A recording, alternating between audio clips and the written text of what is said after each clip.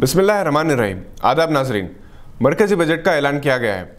Election sir पर है, लिहाजा मरकजी हुकूमत ने हर वो ऐलान किया है जिससे हर तबका खुश हो सके, चाहे वो इनकम टैक्स एग्जम्पशन की हद 5 लाख करने की बात हो या 5 करोड़ तक के कारोबार करने वालों के लिए GST माहाना के बजाय 6 माह अदा करने की सहूलत हो, किसानों के लिए सालाना माली इमदाद हो या फिर वर्किंग क्लास के लिए मुख्तलिफ सहूलतों का ऐलान हो। मरकजी बजट तवक्को के मुताबिक है। आम आदमी जहां खुश है, वहीं इसको ये अंदेशा भी है कि इलेक्शन के बाद इसमें तरमीम होगी या नहीं।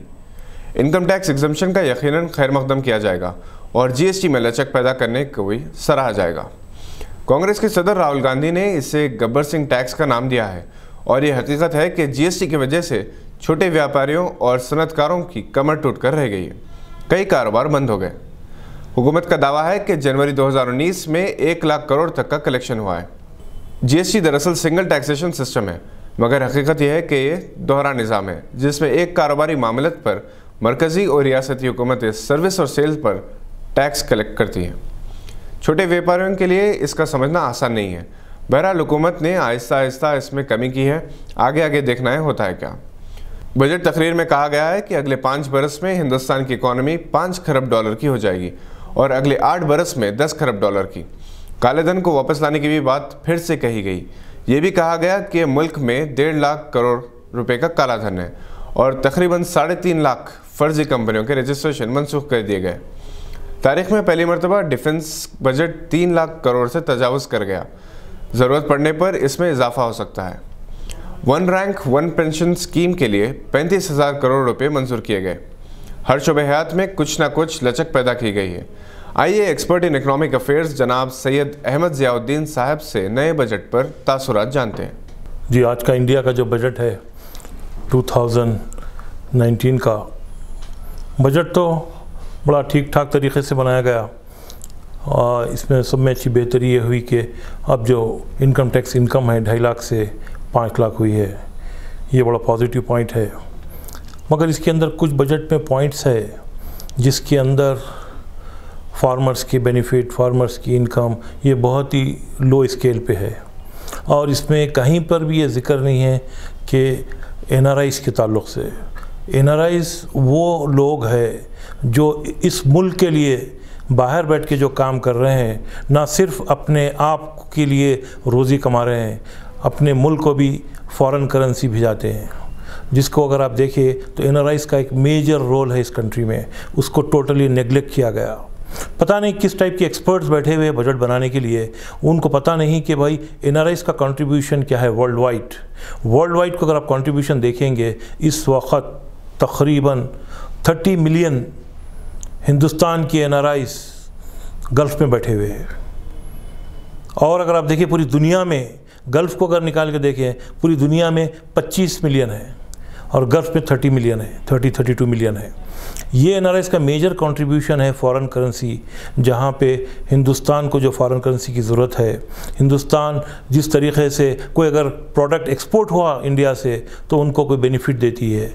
इंडिया NRIs को कोई बेनिफिट नहीं है, कोई स्कीम नहीं है, कोई उनके वापस आने के बाद में कोई गवर्नमेंट की मदद नहीं है, ना उनके पास घर रहता वापस आने के बाद में। अगर कोई लो क्लास का NRI है उस जिसकी तनख्वाह 1000-1,500 रियाल है तो वो वापस आने के बाद में फिर वो रोड पे आता है।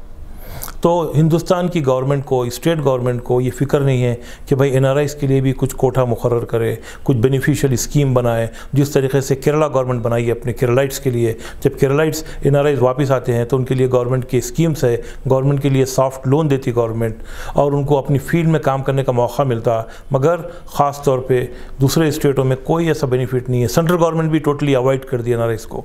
अगर सेंट्रल गवर्नमेंट के पास एक्सपर्ट्स है तो वो सोचना चाहिए 2002 में, 1988 में और जिस तरीके से मुल्क सफ़र हो रहा था, हिंदुस्तान के पास फॉरेन करेंसी ख़त्म हो गई थी। हिंदुस्तान उस मौक़ूफ़ में नहीं था कि भाई लोन का इंटरेस्ट दे सके वर्ल्ड बैंक को, IMF को। फॉरेन करेंसी नहीं थी। जब उस नाजुक दौर में NRIs आगे बढ़े, NRIs आगे बढ़ के गवर्नमेंट को बताया कि हम लोग कंट्रीब्यूट करेंगे। और वो ज़माने में मेरे को अच्छा याद है कि जहाँ पे बैंक ऑफ इंग्लैंड भी रिफ्यूज़ कर दी थी लोन देने के लिए। बैंक ऑफ इंग्लैंड बताई थी कि एक कंडीशन पे लोन देंगे, आप अपना गोल्ड ला के हमारे पास रखिए। तो वो वो साल 4 जहाज 747 भर के गोल्ड गया हिंदुस्तान से इंग्लैंड को, उसको मॉर्गेज किया गया और कुछ फॉरेन करेंसी हासिल की गई लोन के तौर पे। जब उसी टाइम पे जब एनआरआईज़ को पता चला, हम लोग गल्फ़ पे था, मैं तकरीबन 41 ईयर्स मेरा बैंकिंग एक्सपीरियंस है एंड आई ट्रैवल, मैं तकरीबन 35 कंट्रीज़ को ट्रैवल करा हूँ। वहाँ के सिस्टम देखा, वहाँ की इकोनॉमी देखा, वहाँ की गवर्नमेंट को देखा, बजट कैसा प्रिपेयर करते हो लोग, वहाँ की इकोनॉमी से बात किया। मैं पिछले 40 साल से 35 कंट्रीज़ में बिज़नेस करता हूँ, बैंकिंग बिज़नेस। तो मैं अब ये बात कर रहा हूँ कि हम जब बात करते हैं एक्सपीरियंस, इंटरनेशनल एक्सपीरियंस रख के, तो एक तरफ तो दुनिया है, दूसरी तरफ हिंदुस्तान है। हम जब कंपेयर करके स्टडी देखते हैं तो हिंदुस्तान का जो बजट आज पेश किया गया बड़ा मायूसिंग बजट है। एनआरआईज़ का कोई जिक्र नहीं है। आप लोगों को फॉरेन करेंसी इनकम जो बाहर रात दिन कमा रहे हैं, फैमिलीज़ को छोड़े हुए, उनको टोटली इग्नोर करते आप, उनको कोई कंसिडरेशन नहीं है। जब 2002 में हम आगे बढ़े, मिनिस्ट्री ऑफ फाइनेंस से बात किए, रिजर्व बैंक के गवर्नर से बात किए, सजेस्ट किए उनको कि आप गवर्नमेंट बॉन्ड निकालिए, यूएस डॉलर बॉन्ड, हम उसको बेचेंगे गल्फ़ में और दुनिया में। तो हम गल्फ़ में आपके government bond, state bank of India के बॉन्ड्स बेचे $750 मिलियन के सिर्फ 10 दिन में। ये हमारा कंट्रीब्यूशन है। हम एनआरआईज़ है मगर हमको अपनी कंट्री से मोहब्बत है। तो जब हम 10 दिन के अंदर $750 मिलियन जनरेट करके गवर्नमेंट को दिए तो गवर्नमेंट अप्रिशिएट की। मगर अप्रिसिएशन खाली ज़बानी अल्फाज में अप्रिसिएशन करना अप्रिसिएशन नहीं है ये। जबकि हम बताए थे कि भाई एनआरआईज़ के लिए कुछ करिए, आप एनआरआईज़ को सपोर्ट करिए, एनआरआईज़ के कॉलोनीज़ बनाइए, एनआरआईज़ के लिए घर की स्कीम बनाइए, एनआरआईज़ को सॉफ्ट लोन दीजिए। मगर बजट में तो कोई ऐसा नज़र नहीं आ रहा। तो हिंदुस्तान की हुकूमत को फिर सोचना चाहिए। गोयल साहब तो बड़ा अच्छा बजट निकाले हैं, बड़े अच्छे कमेंट्स आ रहे हैं, मगर प्रैक्टिकली अगर आप देखिए जिस तरीके से हमको काम करना है आज हिंदुस्तान में, यहाँ पे फार्मर्स के लिए कोई अच्छे स्कीम्स नहीं है, अनएम्प्लॉयमेंट का कोई जिक्र नहीं है उसके अंदर। आप नौजवानों को यहाँ पे रख रहे हैं, नौजवान ग्रेजुएट, पोस्ट ग्रेजुएट, स्पेशलाइज बन के निकल रहे हैं, मगर सब बेकार है। अब जिस तरीके से हमारे प्राइम मिनिस्टर साहब 86 कंट्रीज़ को ट्रैवल किए पिछले 4.5 साल में, बताइए आप मेरे को, जाने से पहले कोई एजेंडा है?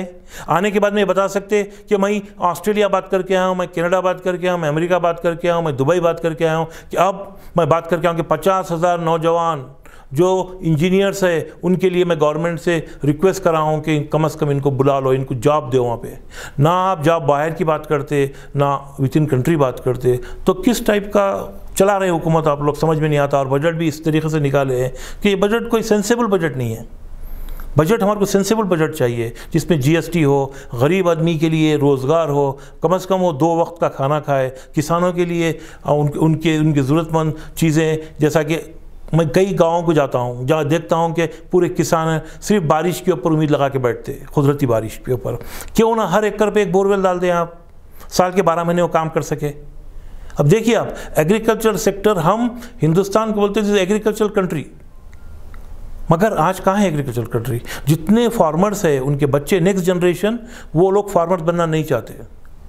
उनके ऊपर इस वक्त जो मुसीबत आई हुई है, उनके लोन है बैंकों के, वो लोग सुसाइड कर रहे हैं और उनके लिए ये सोच रहे हैं उनकी आने वाली नस्ल कि हम जाके लेबर का काम करें, हम शहरों की तरफ चले, हम जाके लेबर, कंस्ट्रक्शन लेबर में काम करें, इंडस्ट्रीज़ में लेबर बन के काम करें। तो आप फार्मर्स को डाइवर्ट करके उनको लेबर में ला रहे हैं, तो कल के दिन आपके 1.3 बिलियन लोग क्या खाएंगे?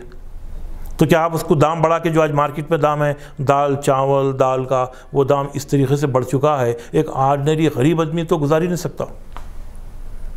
तो मैं उम्मीद करता हूं गवर्नमेंट को कि रिकन्सिडर करें ये final decision parliament, Lok Sabha, Rajya Sabha से बिल पास करने से पहले।